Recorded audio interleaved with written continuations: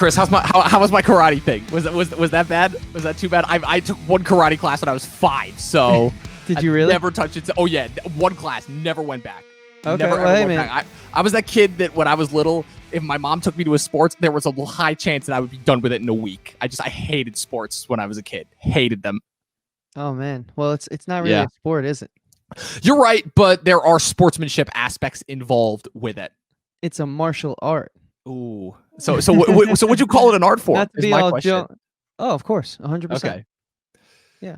Not to be all jokey. Not to be too Joe Rogan on you, but it is a martial art. Yeah, I know. That's the thing. If there's one thing I've learned about Joe Rogan, it's that don't take things too seriously and never ever insult try to go at him when it comes to martial arts or weed. Or weed. Don't forget that. That's the other essential with him. That too. Oh man. Martial arts. But Chris, how you doing, man?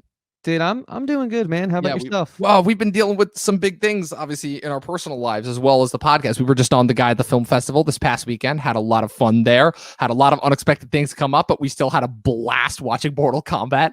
Good God, there are things in that movie that I will never forget. I started a new job. You're back at school. We're busy. We're busy. And the hustle never stops. All the calculators right down there. Oh, I didn't even notice. How many calculators? Is that 4 calculators? That's 4. I got to figure out which ones work and which ones don't. Why do you have so many? Oh my God. Hey man, failure to plan is planning to fail. You're right, but I mean, I can usually suffice with one, but I mean, to each his own. But Chris, so remember how I'm trying to think of another recent example of something that I tried. Oh, so remember how last year I kept pushing you and telling you, I'm like, dude, you got to do this. You got to do this. You got to do Watchmen. And then I did the same thing with you with rewatching Community. You know how I did that? I do. Yeah. I'm glad you did. Well, the good news is that you finally got me back. But I'll tell you why. If that's how you want to look at it. So no. Because because that's how life works. Life is a competition. Anybody who thinks otherwise is sleeping under a rock. But wow. Okay. Because it's not just you. You were not the only person that was telling me to watch this show. I had you and at least 3 other people telling me, they're like, you got to watch this show. You got to watch the show. You got to watch the show. And I kept telling, I had the same response to everybody. I'm like, I don't give a shit about the Karate Kid. I never really cared that much about that movie. Why? Like, stop trying to get me to watch this show. Because again, we talked ad nauseum about it. There's too much content and we really can't take anybody else's advice now because the algorithm feeds different content to different people based on their own individual tastes. But this was different because this isn't technically a Netflix original, not at least the 2 seasons that we have so far of this show. Yeah, not yet. Yeah. And so, Chris, what show are we talking about today? Well, Dom, today we are talking about the one, the only Cobra Kai. Cobra Kai. Strike first, strike hard, no mercy. Or at least in the case of the rules midway through season 2, a little mercy if, you know, your opponent is on the floor bleeding and dying. But we'll get into that. Talk about changes of heart, but let's not spoil too much off the bat. Well, I have too much off the bat because we're going to get into this. There's a lot to talk about here. But people, of course, welcome back. Welcome back to the Talkin TV podcast. I'm Dom. That's Chris. Chris, you make it so much easier when you put it on the side screen like that. That way I don't have to confuse the camera directions.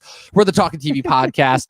We are the halfway point between criticisms and collaboration. I gotta come up with a better catchphrase than that. But hey man, production meeting on Thursday, a little inside baseball, but yeah. So people, to say the least, it has been it's kind of interesting how the Karate Kid franchise is that one franchise that you would never think would be like a gigantic franchise. But when I went on to look at it, I'm like, yeah, I just realized the original movie had 2 sequels, 1 spin-off movie. There was the remake in 2010, and now it's got a show that is set in the same universe. Like the Karate Kid's got like kind of like its own like little mythos going on. I never realized it. I'm like, all this about all just about like a very simple coming of age story about a kid moving to a new area and dealing with bullies and dealing with karate. Like, I don't know. Like, if I could just get into my personal relationship with the Karate Kid movies, I watched them when I was a kid. My grandpa and my dad loved them. I watched the first 2. I'm like, okay, these are good. I don't think there's anything special about them, but they're good. I've seen this formula 1.5 million times. Sure, the karate gimmick, I guess, is cool. But other than that, yeah, the acting wasn't amazing. I thought Pat Morita as Miyagi was the best, and he got an Oscar nomination for it, rightfully so, for that first movie. But other than that, yeah, like I just never got it. That was just one of those 80s franchises. And don't get me wrong, I'll be the first person to admit there's a lot of 80s stuff that I do like, but I've got a very weird relationship with most stuff from the 80s. And that's just one of the, you get the cult hits, like your Labyrinths. That's got a huge Labyrinths and Dark Crystals. Those two movies have huge followings. Your Never Ending Stories, your Highlanders, a lot of those like weird alternative off the beaten path kind of 80s things. And a few of those just like I don't get the appeal for. Like I don't get the appeal for Highlander. Labyrinth I just thought was okay. So I do love Dark Crystal. Dark Crystal's actually really great. But yeah, Karate Kid was just one of those 80s things that I'm like, it's fine, but like I just don't get the appeal for it, But that's not at all the same as your relationship with this franchise, is it, Chris? Well, Cobra Kai and the Karate Kid to me are very much so two completely different things as far as my personal taste and my history with them. So, all right, well then I guess just talk about your relationship with the Karate Kid specifically first before we get into Cobra Kai. Yeah, so the first movie I loved when I was a little kid. I was all about like Rush Hour and, pretty much anything Jackie Chan. And I wasn't allowed to watch Kill Bill when I was little, but I always wanted to. And I was just very much so into like the karate. And as a little kid, I really just appreciated like, and I still do, but I was super into like Asian culture as a little kid. I watched anime, all that type of stuff. So this was obviously like Americanized, but I was like 7, and there was karate in it. I was all about it, and so it falls under the general umbrella of like Asian culture and being borrowed and adaptations and all that type of stuff. And so I was all for it, and I watched this movie a lot when I was like really little, and then I kind of lost touch with it until Cobra Kai came out. I always remembered that the first two had a special place in my upbringing. Like there was one summer where my family sat me down and they're like, look, there are some important movies that you need to watch because these are things that people worked really hard for to make. And when you work hard for something, you can make something great happen. And they knew from an early age I was a little artistic, so this was like a big thing for them and me. And so Karate Kid fell in that list of movies along with the Rockies and the Godfathers and the Star Wars of the world, just like classic like American films. And so it kind of all started when I was little, but then I lost touch with it for like a long time because it is sort of like A, very 80s, and B, better coming of age stories have come out since as far as writing and just being a little more modern, less of the tropes of the 80s. And it's pretty 80s heavy. Okay. And everyone knows like the 80s has its own unique nostalgic feel, but it's a little cheesy, it's a little cheesy at point in time. Like Mr. Miyagi was great, obviously, rest in peace, but it is just a little corny for that being said. And I still love it, but Cobra Kai, man, I watched this cause I was a little bored and there was nothing really on. And I was like, whatever. I just got, YouTube Premium and this comes with it. And hey, I used to like the Karate Kid. What's the worst that can happen? I lose a half hour and I don't go past episode 1. But I quickly realized like, whoa, there's a lot going on in this show. This show is more than just a surface level reprisal of like a cult, like not a cult, a famous 80s, series. It's deeper. It because it's modernized. It kind of like takes all of the 80s tropes and they're still there. If we want to talk about the character of Johnny to start, he's a hair metal dude. He's driving an old 80s car. He's still partying and drinking like he's in high school, but he's like a 50-year-old man in 2018 when we first meet him. And he's not PC. And he's a little raw and he's a little rough around the edges. And he's in this new world, which is a little softer and a little less cutthroat. And so you quickly realize that there's layers here. So I did grow up loving the Karate Kid, and I cannot wait to do a special Karate Kid event here on our channel in a few weeks, because it's going to be a great way for me to jump back into my, upbringing and my like childish love for that film and explore it with my new eyes. But Cobra Kai is something I very much so just love as its own thing. And as I rightfully so, I think it should be talked about as its own thing. It's not just like a fan service to like, sell some t-shirts from an old movie that they had left over. I think it's stands on its own legs. Yeah, it's definitely interesting to say the least. So I guess if you want, we could jump right into it. So Cobra Kai, obviously, unlike the Karate Kid remake that was released in 2010, produced by Will Smith, starring his son Jaden Smith and Jackie Chan, of course, as Miyagi.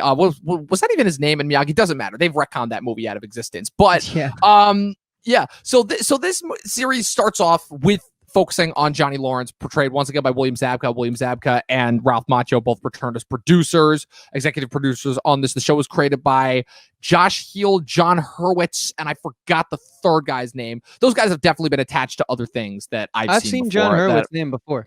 I've seen his name on a lot of different things. And so it opens up and you have Johnny who's like passed out in his hotel room drunk. It's a mess. He's clearly taking jobs for money. He's clearly fallen very far. To quote Corey Coleman when he first reviewed the show, when I first saw the promo for the show, he looks like everything that you would have wished would have happened to any one of those movie bullies. And it was interesting because a lot of the times bullies in movies have always been associated with psychopaths, with being like legitimately psychopaths. Like they act like a little bit like even more so than like, yeah, bullies in real life wouldn't do that.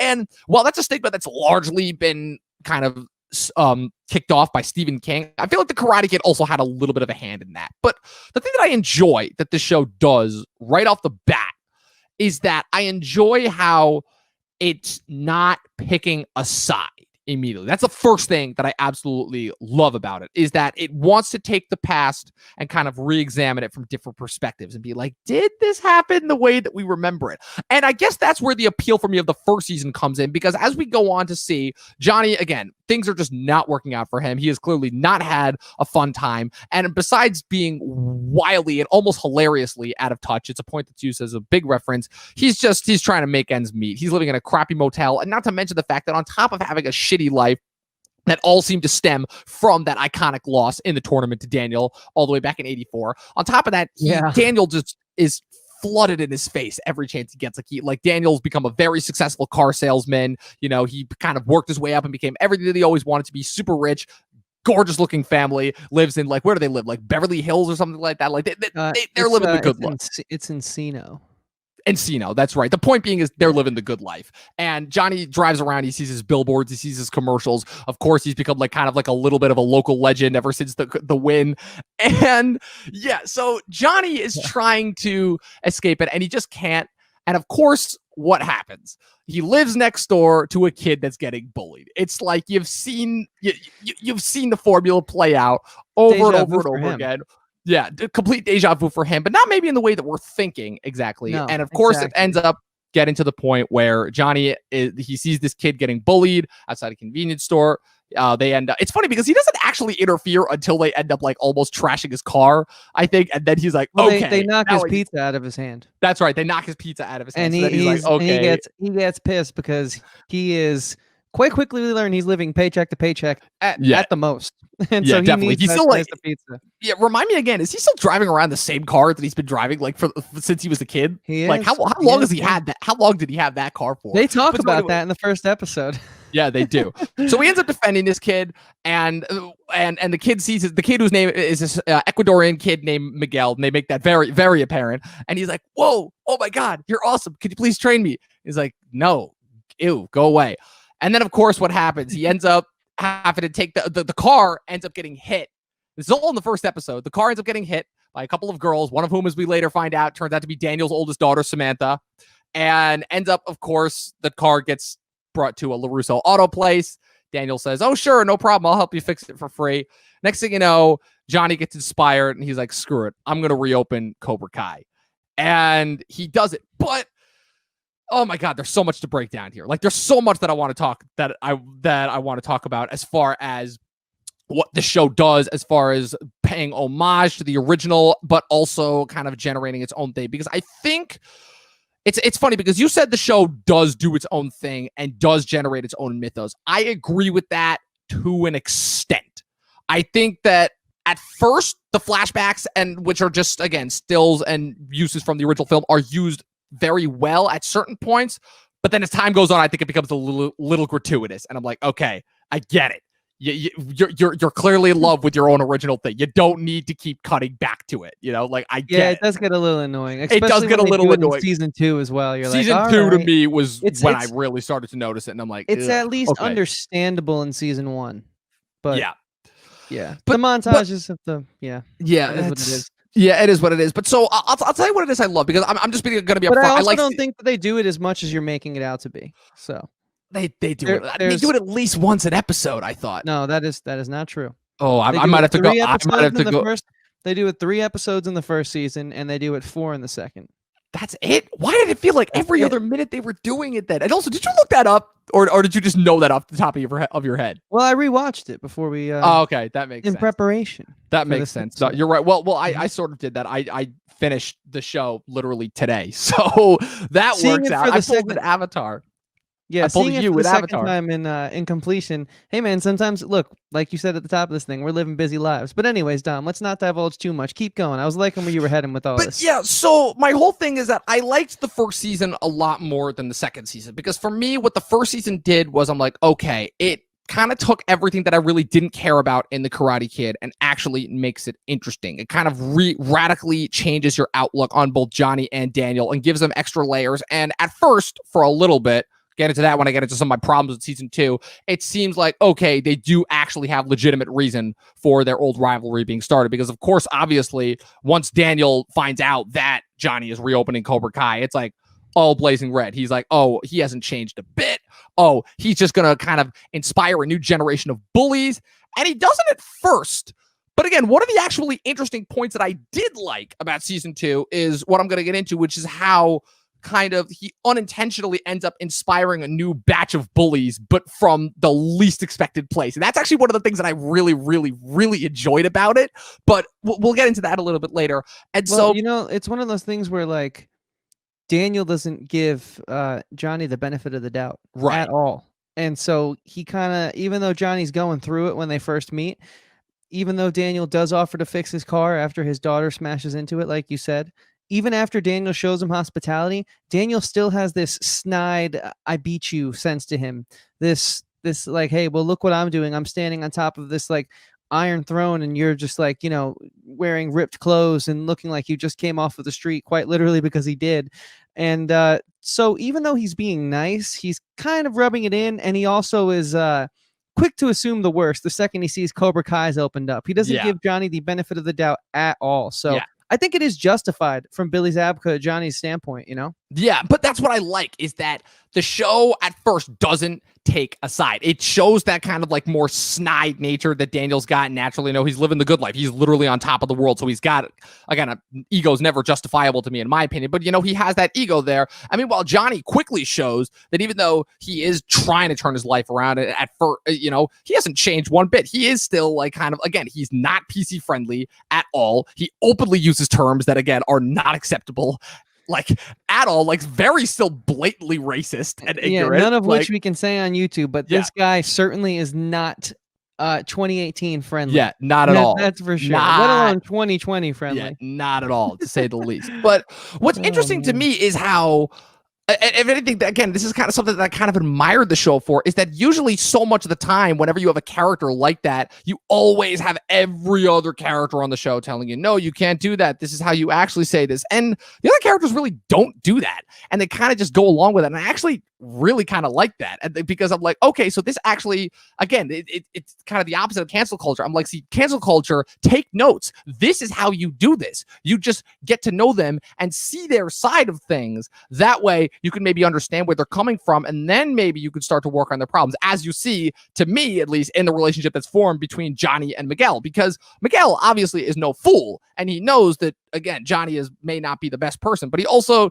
again, he sees him as literally his savior and his mentor, and in the relationship, he's willing to take the good with the bad in that situation. Yeah, definitely. But he also doesn't hold back when he needs to, and obviously through Johnny, as time goes on, the growth of Miguel is one of my favorite things of the show. Between both season 1 and 2, that's the one thing I hate. It's a reason why I hate some types of these movies and TV shows. I really do enjoy, to me, I think Miguel has the second best arc on the show after Johnny overall.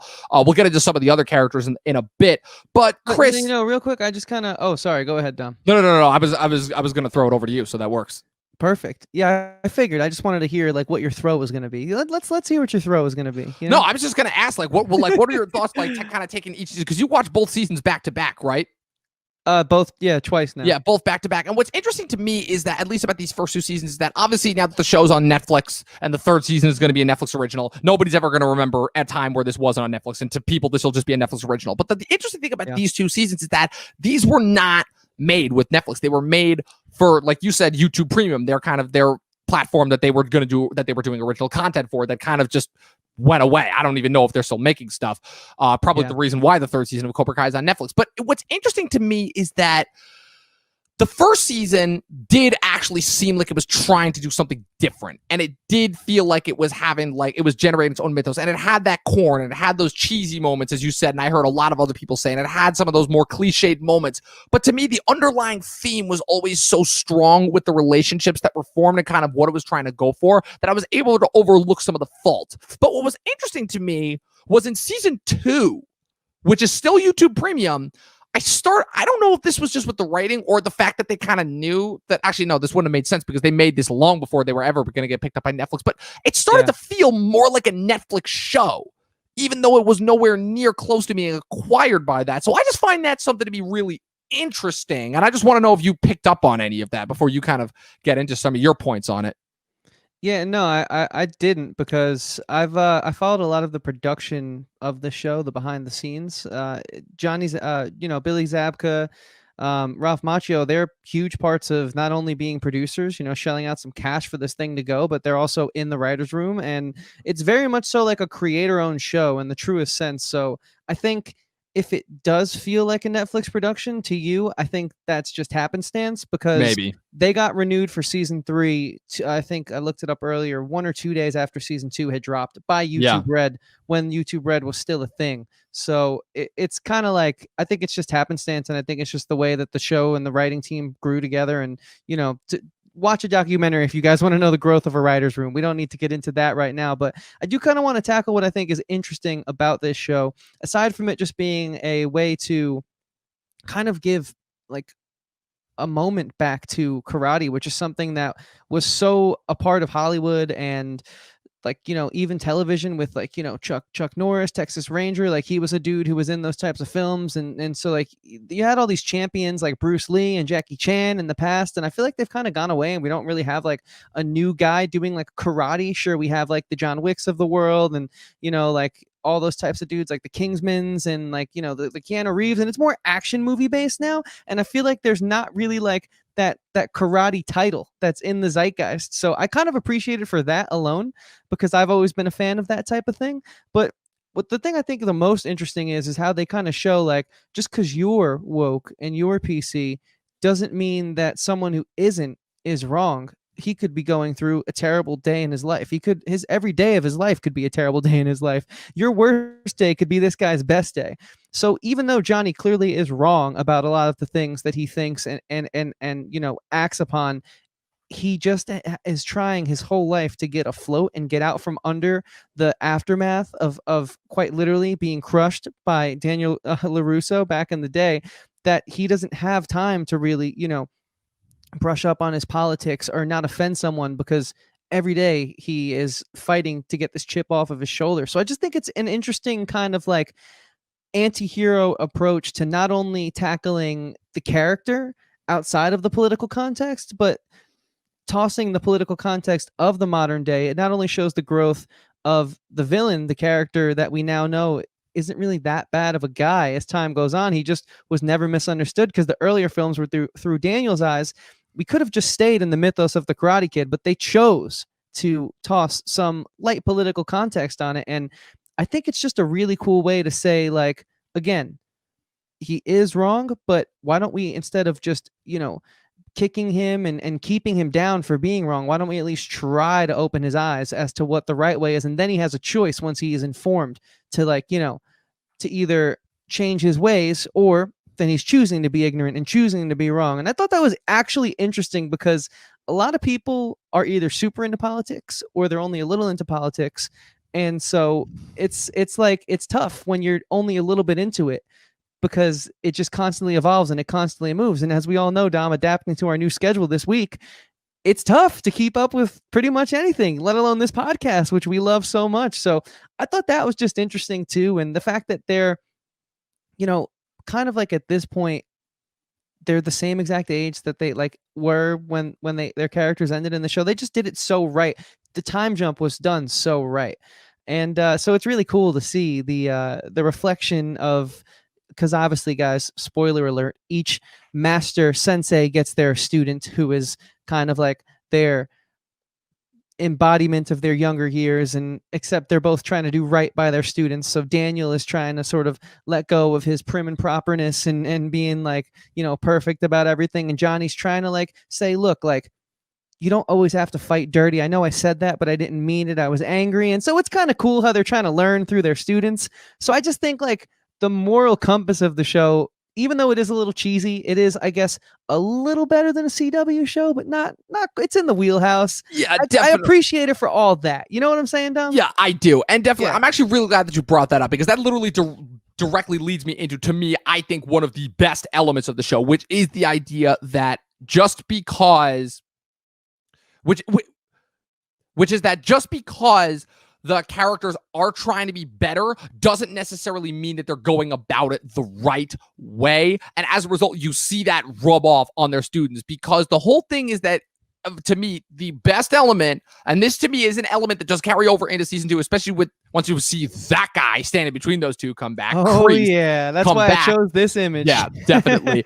But I think that one of the pinnacle moments of the show is in the finale of season 1, where you see all of Johnny's students, a couple of them very radicalized. Like Miguel is not the same person that he was at the beginning of the season. Eli, or as he becomes to know, Hawk, who, oh man, we'll get into talking about that kid, is not at all the same kid. And you see them, and yeah, they've taken all the lessons that Johnny has taught them to heart, clearly, and it's very clearly radically changed them, but not necessarily for the best. And that's actually what I really, really like about it, is that it shows that there is a reason why, I guess, for lack of a better word, I can't believe I'm saying this, but to give a voice to them, there is a reason why so many people are making such a giant thing about not necessarily politics and why you get it correct so often, but toxic masculinity, because you see it rub off negatively on the younger, on the lesson formed, on the more vulnerable, and you see that it doesn't have a good effect, because unfortunately,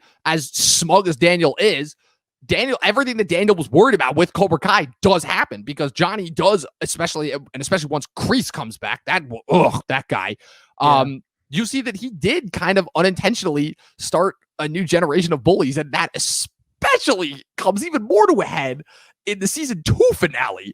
But oh man, we'll get into that.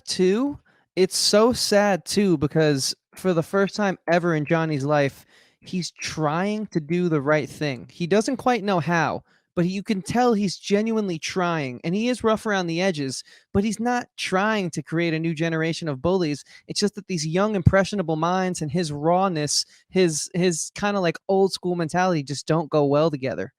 And it's actually a really interesting dichotomy. Yeah, it really is. About it. For this type of show, especially for YouTube. Like, I was shocked. Like, when the show was going that in depth, I was like, whoa. And the interesting thing too is that the same actually plays out in reverse, because the whole thing is that obviously now this is a vastly different generation of bullies than it was back in the 80s. So to me, it was kind of funny seeing those really dumb hipster kids, and I'm like seeing, wait, those guys are the bullies, and I was kind of chuckling a little bit until they started beating down on them, and I'm like, ugh, okay, but I'm like, these guys are so pathetic, because even when they're threatening, I'm like, well, not those two, but I'm talking. No, these are the main two. Yeah, it's one of the police two. Yeah, Miguel and Hawk. But I'm like the other two. But like the bullies from the first season. It's funny because every time I saw them, being bullies, I was just kind of chuckling, because I'm like, I can't. I'm like, these guys are hipsters. I can't take these guys seriously as bullies.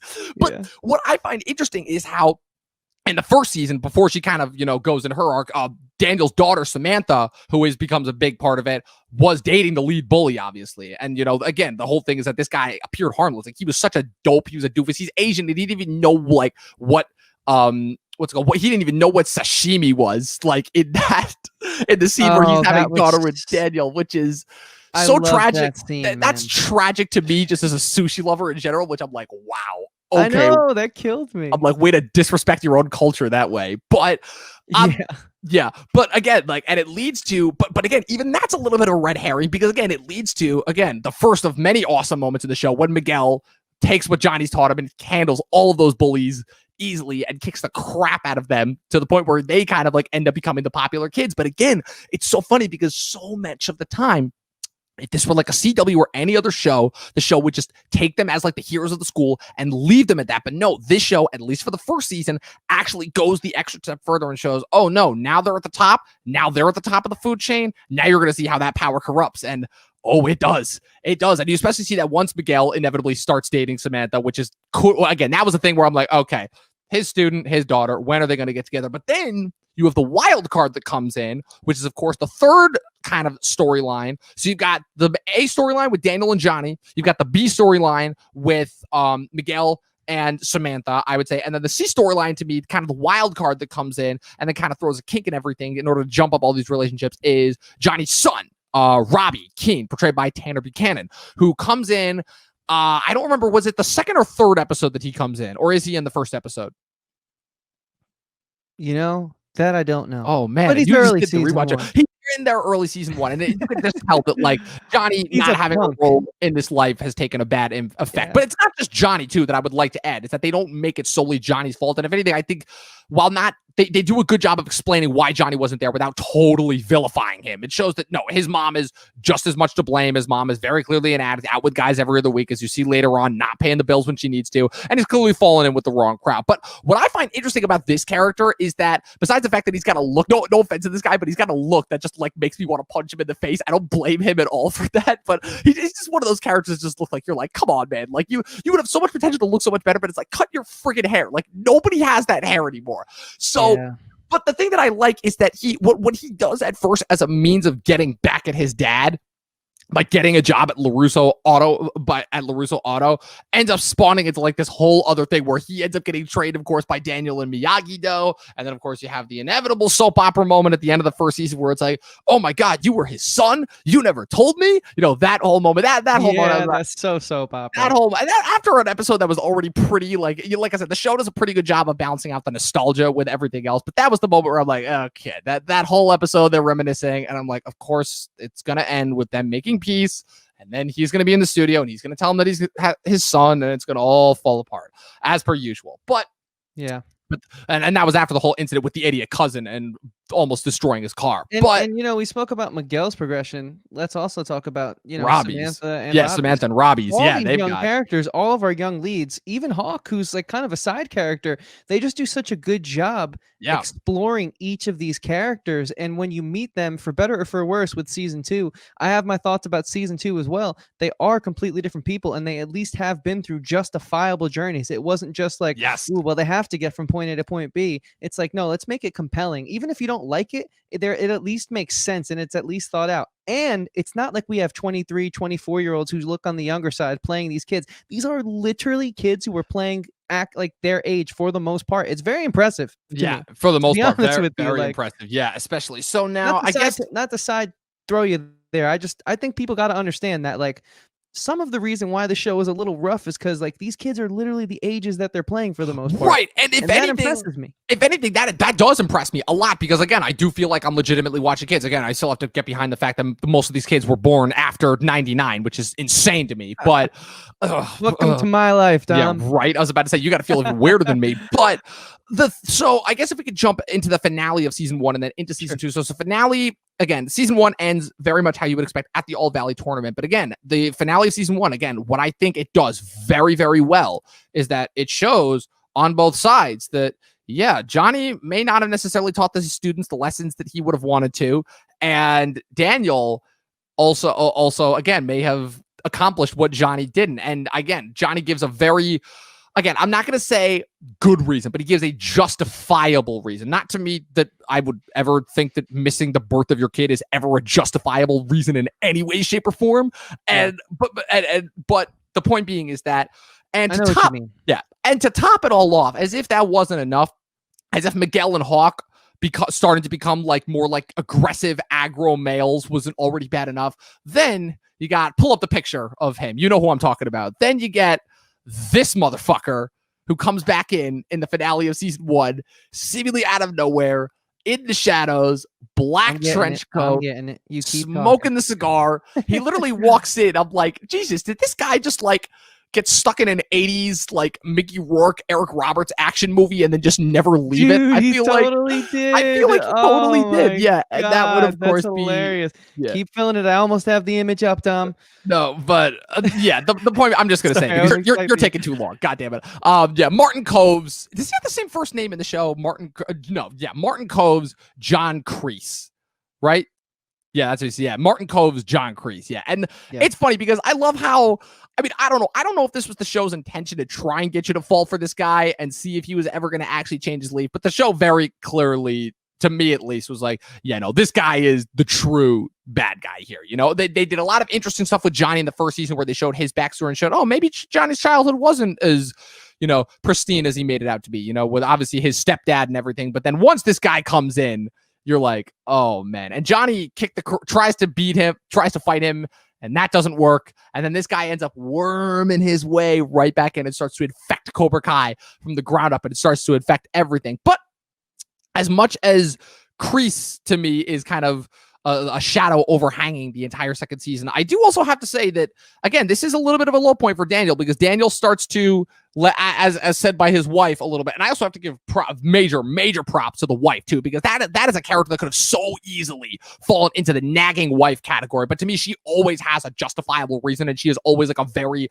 relatable, very interesting character, so I do have to give them major props for that too. Yeah, if anything, I think she further helps to inform the growth of Daniel as a person and absolutely why he's so successful. He chose like a viable partner, and you're totally right. Not to Good mention observation, man. Not to mention the fact that she's also works really well as like kind of like this mini commentary of like, oh yeah, you guys are 50 years old and you still are continuing a rivalry that you had when you were teenagers. Okay, I love that, dude. I'm like, that's not pathetic at all. And I was just always chuckling. Like whenever she brought that up, that always gave me a good chuckle. But the good cheese, exactly. Yeah, but so I guess if anything, yeah, Daniel, the season 2 is also a little bit of a blight on Daniel, because Daniel reopens Miyagi-Do, as he says, and it starts to interfere with the rest of his life. It starts to interfere with his parental duties. It starts to interfere with his professional duties. And yeah, it's certainly interesting, because you've got Kreese now infecting and worming his way into Johnny's students. You've got Daniel, everything that's going on with there. Then you've also got a little bit of a new catalyst that comes in with the Tori character, the Peyton List character, which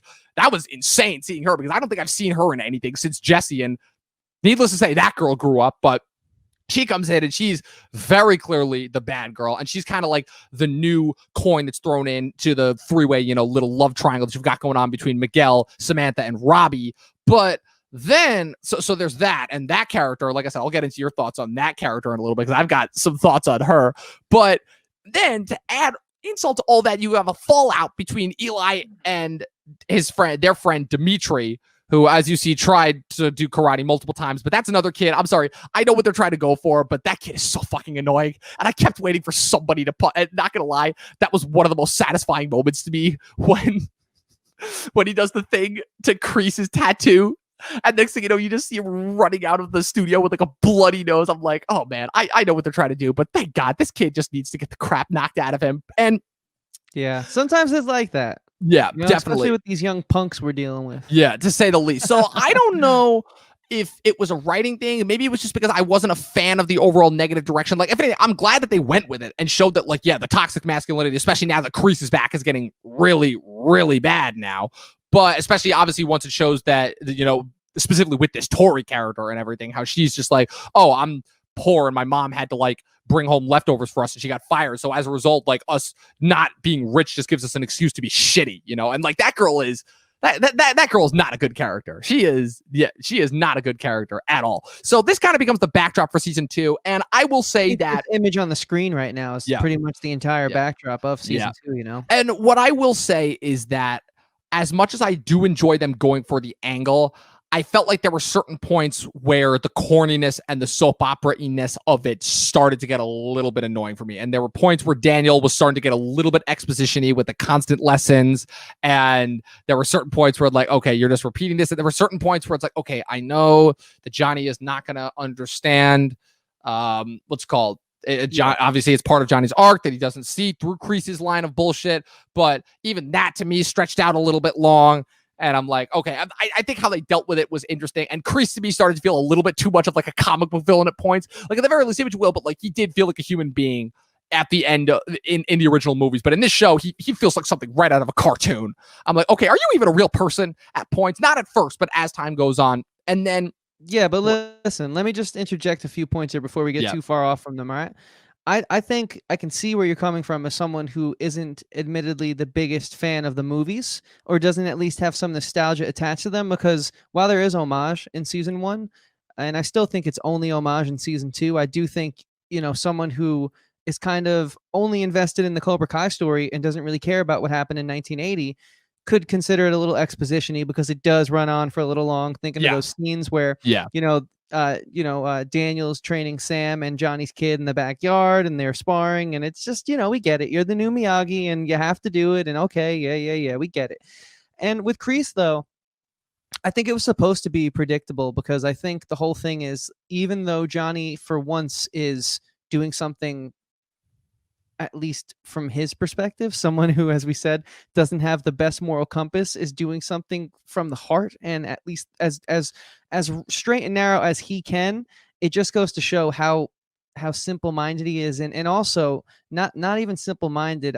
I think that was the wrong word. I think I want to actually, roll that back and say just how even though he is starting to let the past go, it still very much so controls him. And so he instantly, once Kreese shows up, he's like, I need to get the respect of my old teacher back. Like, I'm still stuck in 1980. I'm still stuck with Daniel LaRusso towering over me, in the All Valley competition. I'm still stuck back then, even though we're both adults now. And this is my dojo now. I'm still trying to redeem my glory days. And so I think that takes it a little bit deeper than what you're saying, but I also see how that's thin, and how really without the kids having so much progression in this season, if it was just the adults, it would be a pretty terrible soap opera. Yeah, definitely. Like the adult stuff to me was the weakest part. And while I liked what the kids were doing and I liked what they stand for, I still wasn't the biggest fan of some of the characterizations of them. Like I said, very teeny boppy, very soap opera-ish, where it's like, why aren't you talking to me? All that. And I'm like, but I do gotta say that one scene where Kreese is like having them like,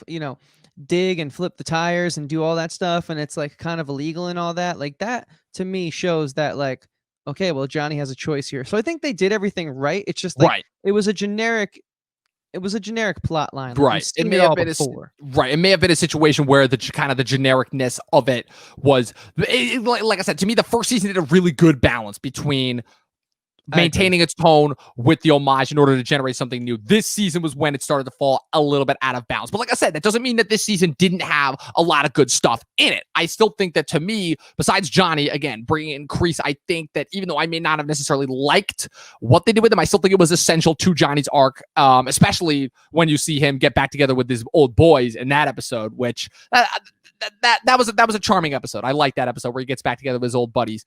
But on top of that, you also see how now with Kreese is really starting to affect things with the students, because while Miguel might be having some moral quandaries and troubles with the fact that he has to, what's it called, with the whole no mercy thing, and starting to relive things, because obviously he's still pining over Samantha, but now with Torian, Hawk is all in, and Hawk, like, dude, that kid goes from being like a pretty sympathetic character the first season to like being almost like a straight up sociopath. Like, that kid is, for real, like, dude. He freaking like gang ambushes his friend in the mall. He trashes Miyagi-Do. He starts acting like a total aggro bro. And I'm like, dude, all you got was a mohawk and an eagle tattoo on your back, and now you're like, the power goes to his head, man. It clearly does, and it gets bad. Like, there's a point, like that scene where him and Miguel are fighting in the woods. For the headbands and that thing. Also, real quick, I just want to give a quick shout out to Paul Walter Hauser, Richard Jewell himself in that season as what was his nickname? That guy? I'm not remembering that off the top of my head. Did you know that? Did you know that was the same guy who was Richard Jewell? I didn't pick up on that. Yeah, it's the same guy. Man. It's the same guy, because you always have that. Is great. Yeah, you always have that giddy little reaction whenever you see whenever I reveal something that you didn't know. But yeah, no, the Paul Walter Hauser, I really liked. I didn't know that. Damn. Okay, he really took on the character though. Yeah, no, I liked him in this show a lot. I really liked him. I thought that bit where he was hiding in the dirt and then popped up and took the headband, I'm like, okay, that's actually pretty great. Yeah, like, I love how he doesn't understand that he's like, but he still becomes badass, Yeah. But he doesn't understand at first that, like, hey man, like, no one really wants you here. He's just so clueless and charming in that sense. There were some good cast additions, but I also think that this show kind of added a little too much for its own good in this season. Like, it got a little bit away from the basics, and so I think it kind of lost itself. And when you add more characters, and especially with how deep they like to explore the characters, like you keep saying, believe it or not, with Cobra Kai. Like there were two side characters that joined Cobra Kai, and then one ended up going to Miyagi-Do and one stayed at Cobra Kai, and that one, and like they had like a little bit of like a resolved moment in the end, but I'm like, Paul Walter Hauser got to know you. Yeah, exactly. Like I'd say not that he was like the gag, but like he was kind of like, like one of the more jokey trope type characters, but Yeah. still like you did introduce a new character. And so I think a lot of the reasons to me why season 2 suffers is more so time management and You figuring think out how to so? handle. I think so because I still like the characters a lot and I Yeah. don't hate their choices. Yeah. I just think it was doing really well. It was the first and only hit from YouTube Red, so I feel like there's got to be some pressure there as well. Pretty And sure only ever hit yeah, if their future is to be assumed, I'm pretty sure it's done now. So here Yeah, he pretty is with sure. the. Look. He looks Yep. so different than Richard Yeah, Jewell. Side yeah, note, I I didn't know even pick that. up That's what on I it, mean. but That's the guy. That's Paul Walter yeah, I Hauser. don't He know. was But originally what do supposed you to be the think? Penguin. Like, do you I think that's think me loving it too much and making an I excuse will that it was, definitely or admit, only because you did call me out on this a lot in Project Power. We definitely have talked about this a lot. That our nostalgia, love of something, will sometimes blind us to the quality. But I'll be the first person to admit again. I don't care. I understand that those Transformers movies are terrible, but I love every single one of them. But that's a different thing. But I will certainly admit I've let my nostalgia blind me to the quality of certain things before Stranger right? Things. But the one thing that I will say is that as problematic as season 2 did get, it ended in quite possibly one of the greatest finales I've ever seen. Because as horseshitty and as soap opera-y as the buildup was to that final fight, when they said when we got that rumble, oh man, we got that rumble, and they did not hold back. And Chris, I don't know about you, but that fight is my favorite moment of the show. Like when we're off this podcast, I'm gonna go back and rewatch that moment. That's how freaking awesome it was. Dude, I mean, I saw a lot of people say this, and I still kind of stand by it. I think without that fight, there's only so much level characters can do to make up for poorer writing, in my opinion. Season Yeah, 2 had much poorer writing than absolutely. season 1, and more tropes that aren't as forgivable as the ones in season 1. So yeah, man, that was a That finale was for the that ages. was how you do a goddamn finale. I'm Like glad you like that, Tom. yeah, I I don't know really what it am is. glad Yeah, because I was 2019. nervous about it. Yeah, 2019, with the exception of Game of Thrones, to me, was a year that had a lot of great just season finale. Like you had the Succession season 2 finale on the yacht, obviously the Watchmen finale, the Barry season 2 finale, which was insane. Like a lot of really, really good finales. But this one, this one is just the next in a long line of it. And goddamn, they did not hold back. Like how it starts off, and I felt like I was watching World War One, where it's like all the pieces are falling into place, and I'm like, oh man, it's about to be war. And then you see Cobra Kai and Miyagi Do, and everything that Daniel and Johnny didn't want, because they said in the episode before, Johnny said, Kreese is the one that always wanted war. I have no desire. I don't want a conflict of any kind. But needless to say, you could literally say that it has all been building to there, because I didn't, because the whole thing that I was thinking, I'm like, okay, obviously if season 1 ended with the All Valley thing, they can't do the same thing. And I think that it was a great way to show kind of how far the characters have come and where they are now, and how this was kind of the only way to resolve it, because obviously the Tori character, the Peyton List character, she's only capable of resolving things one way. And she had her little rivalry going on with Samantha. And even though it wasn't as focused on, Miguel definitely had a thing against Robbie, because he kind of viewed Robbie as the guy that took away his girl, even though Sam kind of was already kind of starting that away train for Miguel at the end of I season think he 1. did to himself, to be honest with you. Who, He just Robbie? didn't Oh no, no, Miguel. Miguel absolutely He did it was to just himself. too, like you keep saying, too like hopped up on his own power, that he just didn't realize that like he was getting so far away from everything that he wanted to become. Yeah, definitely. And it all comes to a culmination. And obviously the whole thing with Eli and Dimitri, where Dimitri, as part of the fact that, yeah, Eli, you're not the same kid that I was friends with. And he makes that what's it called, wetting the bed speech beforehand, and Eli's like, oh, you're dead. And then Dimitri finally, after a season where it felt like they were trolling us with how bad Dimitri was in karate, like he finally actually learns to fight back and takes down his old friend. And it's kind of heartbreaking, because again, even with as much of a sociopath as that kid became, I still really liked Hawk and what they did with him, Eli. And then and I still love that this is a bit that they were able to throw in. But when Paul Walter Hauser is interviewing for the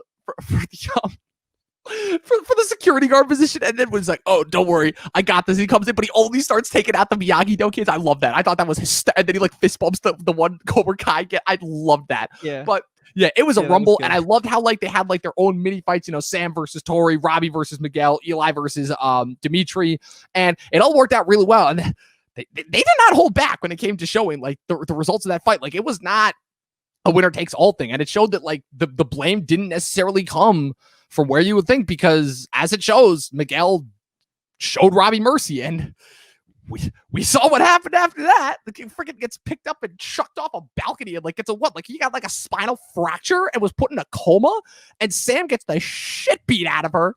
But I think she still manages to get the drop on Tori. But I was like, oh man, like wait to raise the stakes for the next season.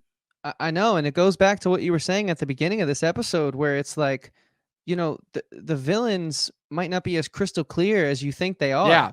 Yeah. This show, for all that it is, and that whole fight scene, the breaking off into the one-on-one fights, I mean, that's very tropey, but that's like good cheese, you know? Yeah. That's like the kind of cheese. And the choreography, too, I got to say, is amazing in the show for how low of a budget they have. And it's very clearly a low budget. I am impressed with the choreography involved with all the actors and the stunt coordinators and the stuntmen, if there are any. And again, you got to take into account that these are young actors for the most part. And so it's very impressive. But, dude, I do got to say, like, you know, Miyagi-Do doesn't look too good going into season 3. And neither does Cobra Kai for that matter, though. Well, I'm talking about morally, but physically, Cobra Kai is not looking too good either. Yeah. And who really is like the voice of reason in this show? Is there any so much pettiness and so much hatred going on? And see, I love the ambiguity here of the tone and of the perspectives and of the good naturedness or lack thereof.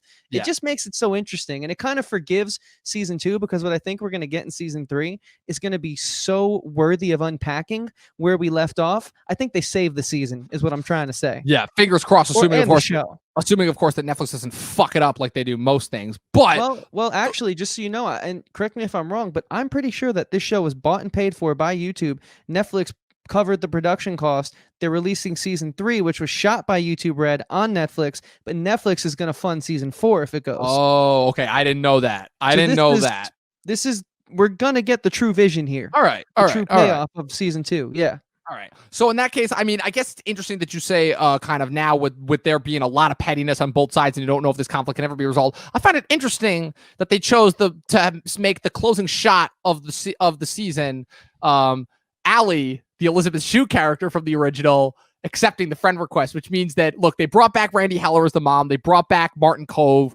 You know Elizabeth Shue is coming back for season 3. Like, Ralph Macchio pretty strongly hinted at it.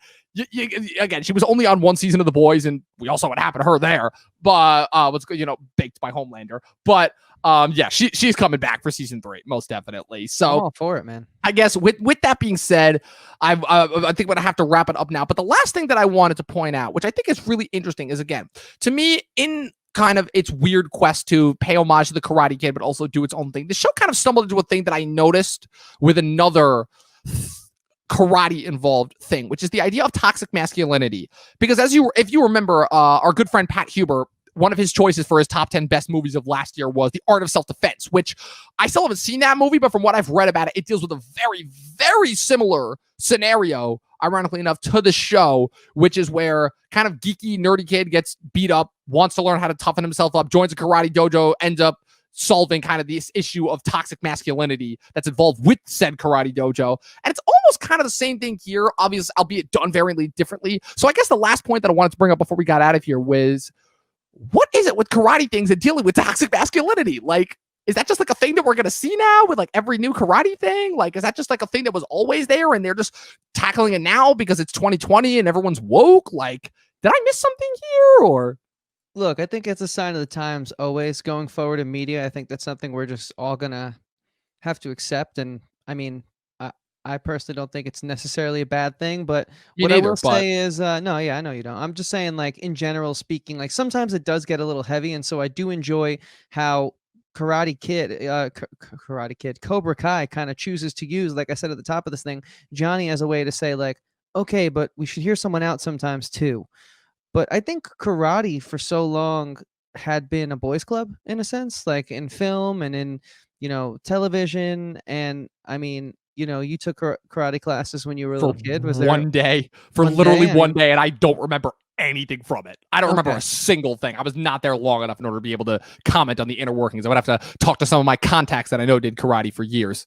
And so I think it's I think it's a little bit of like tackling that, where it's like we see that a lot going on right now with sports. You know, people complain that like, why is the WNBA not as popular as the NBA and things like that nature, just trying to like give equal voices. But I think Karate Kid, if there was any, or karate, sorry, if there was any, I guess it's artistic, but it's also combative. So it's like a half sport, half art thing, in my opinion. Someone who's not like a Joe Rogan, like well versed in the MMA world, I think it can be perceived as a bit of a boys' club. So if you're talking about Hollywood and where Hollywood's moral compass is at right now, it kind of makes sense that they would take this angle for it. Which is why I so much so again got to double down on appreciating Cobra Kai, saying like, look, give someone the benefit of the doubt until they prove you wrong. But at Yes. least try and inform them why they're being wrong. And then if they choose to still be wrong, well, then you did all you could and it's on them. Yep. Pretty So much. I don't know. Does that answer what you're saying? Because it's A little bit. It's tough to unpack that. A little bit. No, it definitely is. But I just felt like it was a worthy question. It is, yeah. To bring up, especially considering that this theme is now popped up in not one but two very similar minded, properties. So I just found that really interesting. So with and that more being recent ones. Yeah, very recent too. So I guess with that being said, my final thoughts on this are Cobra Kai is not a show that I ever thought I was going to like in any way, shape, or form. As you guys know, I fought watching it. I'm like, I don't give a shit about the Karate Kid. Why the fuck am I going to care about some dumb show about them 30 years later? I'm like, great. They're 50 years old and they're still fighting. Like, who cares? But I got to say that as corny and a soap opera-y as it got, I did very, very much enjoy Cobra Kai.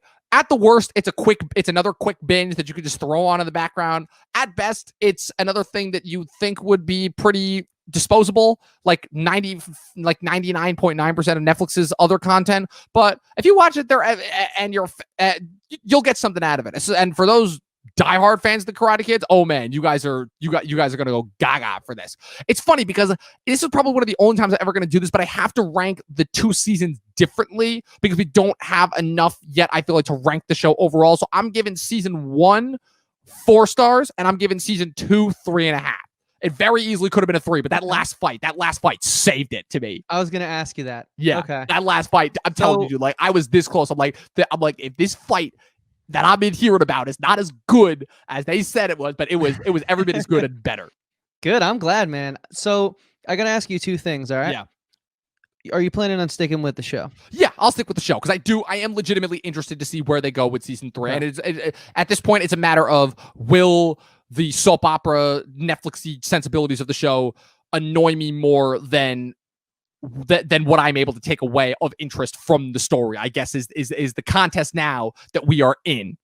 Gotcha. And I got to ask you this too, because this was kind of like my beating down your doorstep day in and day out to watch it type thing.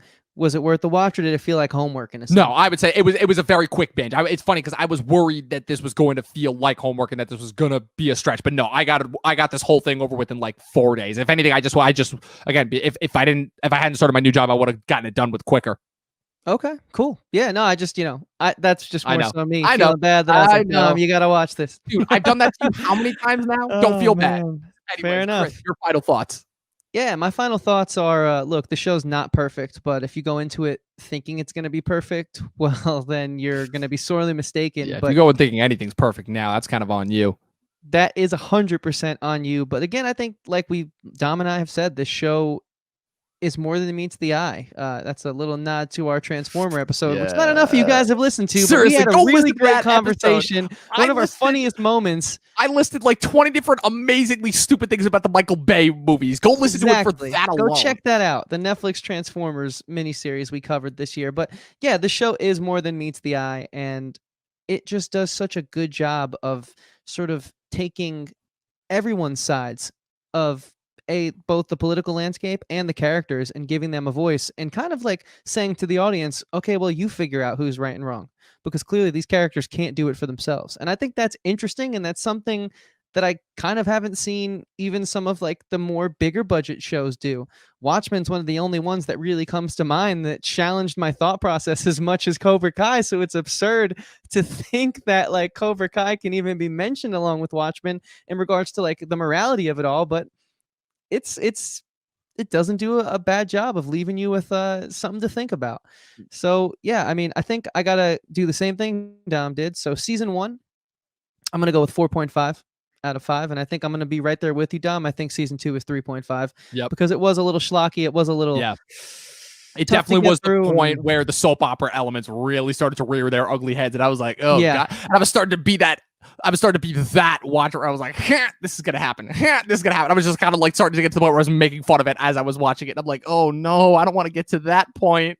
Yeah. But hey guys, we will be covering season 3. Yes, when it eventually drops. I'm very excited about that. Supposedly, like I said, I haven't seen heard any promos of this, but I think it's supposed to be dropping sometime in like the October, November range. I know they didn't want to release it immediately because they wanted obviously eyes on the first 2 seasons, you know, to make sure. And like I said, it's again continuing with how Netflix has been working this year. Again, it worked for Community, it worked for Avatar, and it looks to be working with Cobra Kai. So, and that's just Netflix for you. Yep, so. That is Netflix for you. So, and also we will be hosting a Karate Kid watch along. Yes. And more info will be coming on that soon. That's all I can tell you. Yes. Stay tuned to the channel. I hate to do that, but this is such a niche topic that I think like whoever's listening to this is going to go for the Karate Kid watch along. So we might as well tell them while they're here. No, you're right. We should. So people, once again, thank you for tuning in to yet another episode of Talkin TV. I'm Dom, the movie nerd. That's Chris, the TV nerd. We release content every Monday, Wednesday, and Friday. Chris just put out, by the time this episode will be released, Chris just put out a new episode in his recap series covering Lovecraft Country on HBO, covering episode 3. Chris, I can't wait to hear your thoughts on that. It's going to be very interesting, continuing in my very rocky relationship so far with that show. What's it called? We've got a lot of, let's just say that certain theaters might be opening around us, so we might actually be able to go and see some new movies. So you might see some new reviews for movies that were released in theaters coming out soon. So just stay tuned for that. I wonder what movies those could be. Oh yeah, very suspenseful as far as what they could be. But yeah, guys, we're on Facebook and Instagram. Talkin TV, no G, on both Facebook and Instagram. If you didn't hear that, again, new content every Monday, Wednesday, Friday. Chris, do you have anything you want to leave the good people with? Well, I want to tell them that even though you are here right now watching the video, if you're not here though on video form and you're here in audio form, A, what are you doing? Because our YouTube channel is just absolutely popping off. And B, if you're on YouTube, have you subscribed yet? Have you clicked on the channel like I just did? Have you come over to the subscribe button? Have you clicked it? And have you turned on that bell for notifications? Because if you haven't, please do so. It would really help us out, and we'd really appreciate it. We're at 81 subscribers. We have 19 left before we get to 100. Seriously, look at all of this content we do. Just go to videos. We cover everything from Avatar to Community, Palm Springs, and not much else. We covered Marvel. Comedy. We covered Netflix. We did a whole series on Marvel. Look at Chris. Scroll to the Community video. Look at how many views that stupid Community top 10 list that I kind of did half as a joke. You missed it. That I kind of did half as a joke. Well, here's what I'll do. I'll go down to our most popular, which yes, you guys can do on YouTube. Let me pull this down here. I'm terrible at screen capping. Oh no, I'm failing. Okay, yeah, most popular, and look at this video that almost 300 reviews. I did that video half joking. Crazy, I did that video half joking. But anyways, people, seriously, go give us a like, give us a subscribe, click the bell, and that way you get notified for all new content. And as always, people, at the end of the day, it's only about one thing and one thing only. Watch more fucking movies and TV. Chris, I didn't need you to give me the cue that time. You nailed it.